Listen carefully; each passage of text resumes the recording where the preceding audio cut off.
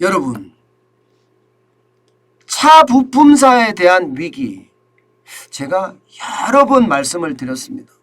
그런데 이 좋아지지가 않아요. 분기별로 지나가면서 말입니다. 경영 상태를 들여다보면 점점 나빠집니다. 점점. 자동차는 잘 나간다고 하는데 그죠? 차 부품사는 위기다. 참 아이러니하기도 하고요. 또 거기에 종사하는 사람들을 생각하면 가슴이 쓰립니다. 여러분, 이 지표 한번 보세요. 4분기 대비 영업이익 감소율이 25.2%까지 터졌습니다. 25.2%. 야, 여러분, 이게 차 부품사, 1차 협력사, 2차 협력사, 3차 협력사 이런 분들은요. 현대자동차나 기아자동차 이런 모 사로부터 이게 순이익을 별로 안 줍니다. 아주 죽지 못해 살 만큼 준다고 하거든요. 예. 그런데 영업이익률이 이렇게 커지면 죽는 거예요. 영업이익률이 이렇게 마이너스가 된다고 생각을 해보세요. 왜 그럴까요? 이게 여러분 원자재 가격이 폭등하기 때문이에요. 납품가는 조정이 안 돼요. 납품가는. 바로 이런 것에 제가 정부가 있어야 된다고 벌써 제가 2, 3년째 목청을 높이고 있는 것 같아요. 목청 엄청 돋구고 있는 것 같아요. 여러분, 이게 대기업만 살아야 된다는 생각 빨리 버려야 되거든요. 지금 자동차 쪽에서는요. 납품가를 현실화해 준 데가 거의 없다고 합니다. 저는 이 정환진 TV를 통해서 여러 번 주장합니다. 납품가 현실화해야 된다. 아니 납품가 연동제를 하는 게 좋지 않느냐. 어차피 여러분 어차피 자동차 완성업체에서 이 부품사에 줄 때 말입니다. 진짜 엄청나게 짜게 주거든요. 진짜 겨우 살아갈 만큼 준다고 해도 과언이 아니에요. 1차 협력업체들이 부도가 쭉쭉쭉쭉 나는 걸 보면 그렇거든요. 이게 여기에 정책이 있어야죠. 25.6%가 영업이익이 줄어들면 좀비 기업이 엄청나게 탄생이 된다는 이야기입니다. 여러분 이게 그만큼 힘들다는 거예요. 게다가 말입니다. 이게 한국경제신문에서 조사한 내용이거든요. 전체 83곳을 조사를 했는데 말입니다. 영업이익이 감소한 것은 뭐 당연하고요. 적자를 낸 회사가 30%예요. 25곳. 예. 작년에 이어서 올해 또 적자를 낸 곳은 14곳이고요. 적자로 전환한 회사는 11곳입니다. 결국 말입니다. 중소기업은 지금 버티기가 어렵다는 이야기예요. 협력회사, 쉽게 말하면 하청업체는 넘어지기 일보 직전이라는 거예요. 예. 그러면서 말입니다. 저는 명절 때가 다가오거나 이러면 현대자동차가 부품업체에 현금 결제를 얼마 했어 이런 기사가 나올 때가 많거든요. 그런 걸 보면 솔직히 좀 안타까워요. 평상시에 이게 말입니다. 자영업자는 죄송합니다. 부품업체는 죽여놓고 완성업체만 살겠다는 생각 아닌가 그런 생각도 저는 들거든요. 여러분 이거 한번 보세요. 실제 말입니다. 2021년 1분기 대비해 보면 영업이익이 얼마나 급감했는지가 바로 나옵니다. 1조 289억 원이 7,695억 원으로 바뀌었습니다.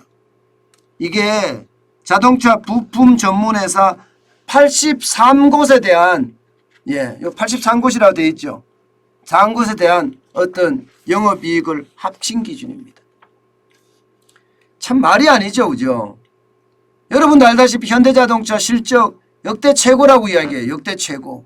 그러면서 자랑질을 엄청나게 합니다. 그런데 지금 중소기업은 다 죽어간다는 이야기잖아요. 다 죽어간다. 이런 게 동반성장인가요? 이런 게 상생인가요? 저는 그렇게 생각하지 않습니다. 물론 어떤 분은 그렇게 이야기합니다. 너는 맨날 시장경제 하잖아. 중소기업과 대기업 간에도 시장경제가 되는 것 아니야? 계약 대 계약으로 되니까. 예, 맞는 얘기예요. 틀리지 않습니다. 그렇지만 이게 여러분 원자재 가격의 변동폭이 뭐 5% 10% 왔다 갔다 한다 그러면 1차 2차 3차 협력업체들이 뭐 납품단가 계약할 때 1년 단위로 계약을 한다면 그때 반영을 해서 해도 문제가 없어요 솔직히. 그러나 지금 상황은 아니잖아요.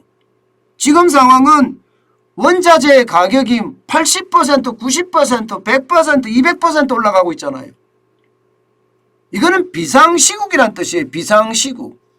이런 비상시국에는요 당연히 비상시국에 맞는 정책이 필요합니다. 국가라는 게 왜 존재합니까? 그냥 원청업체가 하청업체하고 계약에 의해서 다 되고 안 되면 내내 망하든지 말든지 몰라. 이렇게 하는 게 이게 시장경제입니까? 제가 시장경제는 중재자가 항상 필요하다고 했잖아요. 시장경제는 수요와 공급의 원리에 의해서 움직이지만 이게 수요가 왜곡되거나 공급이 왜곡될 때는 중재자가 들어가서 이 왜곡도를 쉽게 말하면 다시 교정해 줘야 됩니다. 이게 정부의 역할입니다. 중재자라는 게. 문재인 정부의 문제는요. 정부가 직접 참여하고 싶어 했어요. 직접 공급하고 싶어 하고 직접 수요자가 되고 싶어 했습니다. 이건 시장경제가 아니거든요. 정부는 뒤에서 중재자 역할하고 감시하고 정책을 지원하고 하는 게 정부의 역할이거든요. 그러면 차 부품사가 이 정도가 되면 도와줘야 되는 거잖아요. 비상시에 비상플랜이 있어야 되는 겁니다. 그런데 없으면 어떻게 될까요? 저는 줄줄이 망할 수밖에 없다고 생각합니다. 이 중소기업에 종사하는 사람만 지금 1차, 2차, 3차 협력업체까지 이야기를 하면 여러분 거의 23만 명이 된다고. 23만 명. 지금 이대로 가면 23만 명 길거리로 쫓겨납니다. 길거리로. 그러면 여기에 정부의 정책이라는 게 들어가서 저는 합당한 그런 획기적인 게 나와야 된다고 생각을 해요. 현대자동차가 65조인가 5년간 투자하겠다 했죠. 제가 그렇게 기억하는 것 같은데요. 바로 이런 걸 봐야죠. 지금 중소기업들은요. 원자재 가격도 올라간 것도 문제지만 더 큰 문제도 있습니다. 자동차가 안 팔리니까 규모의 경제가 안 돼요. 규모의 경제가 안 되니까 중소기업은 더 어렵습니다. 여러분 이거 한번 보세요. 자동차 부품사 제조원가가 얼마나 치솟았는지. 규모의 경제가 되면 감당할 수가 있어요. 그런데 규모의 경제 쉽게 말하면 대량으로 판매하고 대량으로 구매하면 이거 어느 정도 감당할 수가 있다고요. 그런데 2021년 1분기에 보면요. 제조 원가가 22조 9,794억 원이었거든요. 그런데 2022년 2분기에는요. 25조 6,782억 원입니다. 진짜 어마어마하잖아요. 어마어마하잖아요. 이거 도대체 어떻게 막을 수가 있겠습니까? 막지 못하죠. 제가 말씀드렸다시피 원가, 제조 원가는 엄청 올라가는데 규모는 떨어져요. 여러분 1분기 국내 완성차 생산량 감소율 보세요. 2021년에 여러분 90만 8천 대였습니다. 그런데 2022년에는 83만 7천 대로 줄어들었습니다. 충격이죠. 저는 굉장히 충격으로 봅니다. 2021년이 경기가 그렇게 좋았던 시절이 아니거든요. 2022년에는 83만 7천 대니까 진짜 최악이죠. 여러분 대한민국의 완성차는요.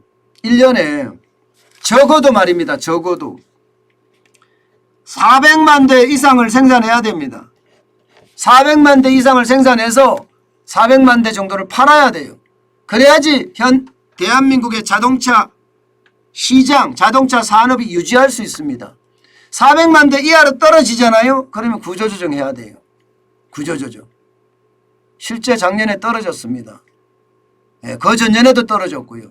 그래 지금 자동차 업체들이 계속 위기라는 이야기를 제가 여러 번에 걸쳐서 여러분들에게 진짜 위기가 된다 하는 이야기를 했는데 점점 상황은 더 나빠지는 겁니다. 점점 상황은 더 나빠지는 거예요. 점점 상황은. 지금 뭐 1년에 400만 대 생산도 못하게 되면 그만큼 위기가 더 커질 수밖에 없는 거죠. 생산하고 싶어도 부품이 없어서 생산 못하는 경우도 있고요. 수출하고 싶어도 배가 없어서 수출을 못하는 경우도 굉장히 많습니다. 이게 현대 기아차만의 문제가 아니에요. 현대는 생산이 10.3%가 떨어졌어요. 41만 9천 대 생산하던 것이 37만 6천 대를 생산을 하고요. 기아도 마찬가지입니다. 7.1% 떨어졌고요. 한국 GM은요 30.1%가 떨어졌습니다. 쌍용은 34%가 올라갔긴 하지만 규모가 얼마 안 돼요. 2만 3천 대가 17,000대에서 2만 3천 대로 올라간 정도입니다. 17,000대가 2만 3천 대. 근데 뭐 기아차만 하더라도 36만 1,000대가 33만 5천 대로 줄어들었잖아요. 한국 GM도 8만 6천 대 생산하던 게 지금 6만 대로 줄어들었으니까요. 결국 말입니다. 지금 이게 부품사 입장에서는요. 규모의 경제가 전혀 되지 않고 그렇게 되니까 앞으로 자동차 업계는 그만큼 위기가 더 커진다. 이런 얘기가 수시로 나오는 겁니다. 수시로. 정부의 정책이 그 어느 때보다 필요한 것이 바로 이곳이 아닌가. 저는 다시 한번 생각을 해봅니다. 제가 이 부분에 대해서 여러 번에 걸쳐서 말씀을 드렸는데요. 이게 뭐 개선은커녕 잘 되는 모습이 전혀 안 보입니다.